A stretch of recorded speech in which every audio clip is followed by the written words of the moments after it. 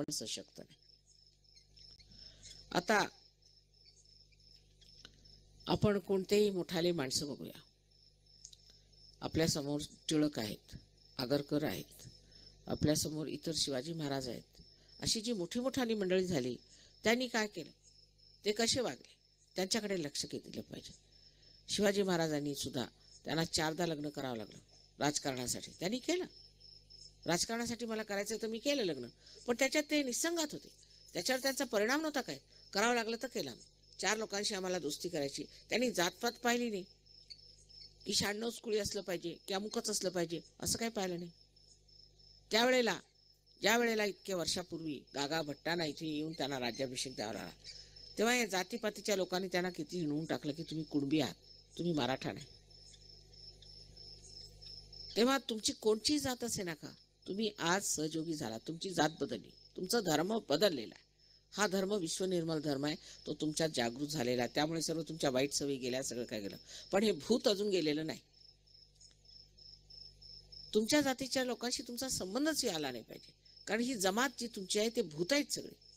दारू पिणं, मार करणं, मग ते दारू पिऊ नये तर काय करे, हुंडा घेऊ नये तर काय करू, पण ते आमच्या जातीतलंच असलं पाहिजे. मग तुम्ही सहयोगी कसे? मग सहयोग सोडा. तुम्ही काय तुम्ही 2 धर्मात उभे राहू शकता का? नाही राहू शकत. त्याच्यामुळेच काल ह्यांना मार खावा लागला.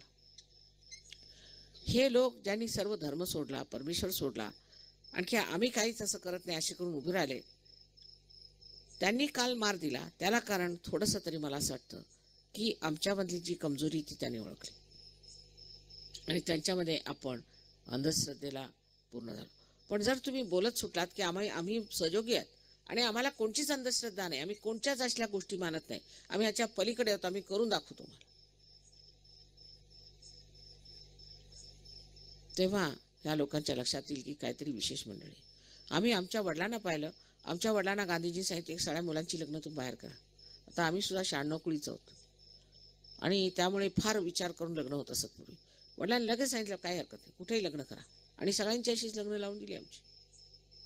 जर का आमचं वाईट झालं, त्या सांगितलं मी काँग्रेसचा मनुष्य आहे, मला काय, मला दुसरं काही नाही, माझी जात नाही, धर्म नाही, काही नाही, मी ह्याचाच धर्म आहे, मला गांधी धर्मी आहे.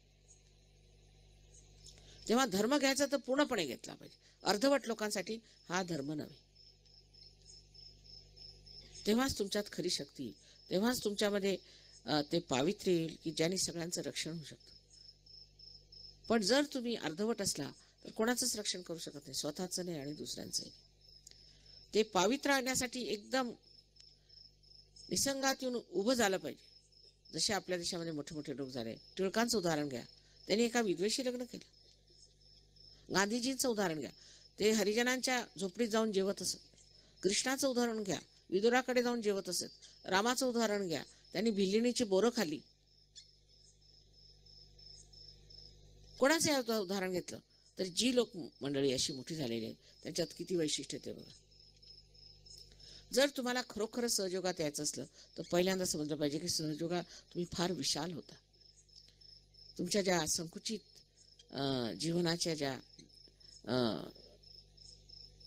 पद्धती आहेत त्या सगळ्या बदलून तुम्ही विशाल होता. तुम्ही विश्वात सामारलेले. विश्वाची तेची माझे घर असं म्हटलेलं आहे. पण नुसतं म्हणायचं, तोंडाने बोलायचं, गाणं म्हणायचं, ह्याला काय अर्थ नाही. हे लोक बघा आपली संस्कृती सोडून तुमच्या संस्कृतीत येऊन बसले, कारण हे चांगलं आहे म्हणून घेतलं नाही. पण तुम्ही यांच्यापासून ते तरी शिका. हे जातपात बघत नाही, देश बघत नाही. कितीतरी लोकांनी आपल्या हिंदुस्थानी बायकांशी लग्न करून आणि त्यांचं फार भरं केलं. नाही तर पूर्वी एखाद्या इंग्लिश माणसाला हिंदुस्थानी बाई दिली की तो मारून खायचा तिला. म्हणा इथे अजूनही मारून खातातच. इथे बायकांना मारून खाणं हा आपल्याकडे एकच खाण्याचा धर्म आहे. पण तरी सुद्धा आपण त्या रीतीने वागतो. बायकांची इज्जत करायची नाही, सगळ्यांच्या समोर भांडायचं, सगळ्यांना बोलायचं, ही एक दुसरी पद्धत आहे. इथे बायकांना दाबून ठेवायचं,